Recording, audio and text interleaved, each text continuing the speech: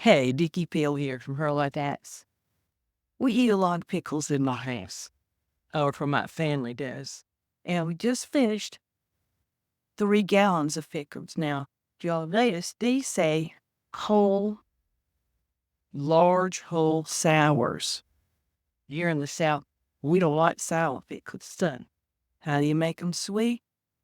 That's another video. Oh, we post a link to it. We just created these 3 to make them sweet pickles. Then, as you can see, I get left with a lot of pickle jars.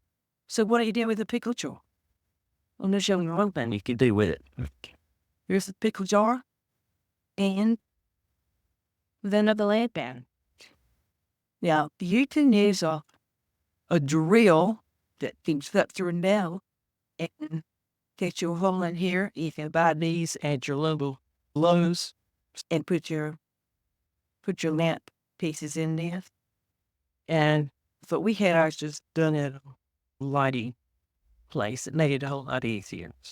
Now, you can also drill a hole in the glass itself and have your cord coming out of there. We just have it coming off the top. So all you do is just screw the top back on in and put a shade on. Well, this one would be a little big so to see a little on her head. So, this particular toy has a finny that screws over to them.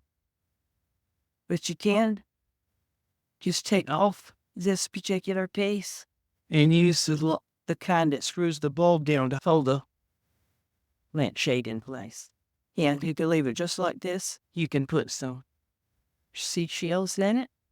You could put some cold water in it to make it a little more colorful for your decor or whatever you like in it, or just leave it like this. A simple, easy way.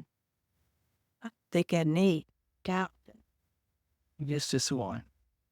And Vicki Peel with her.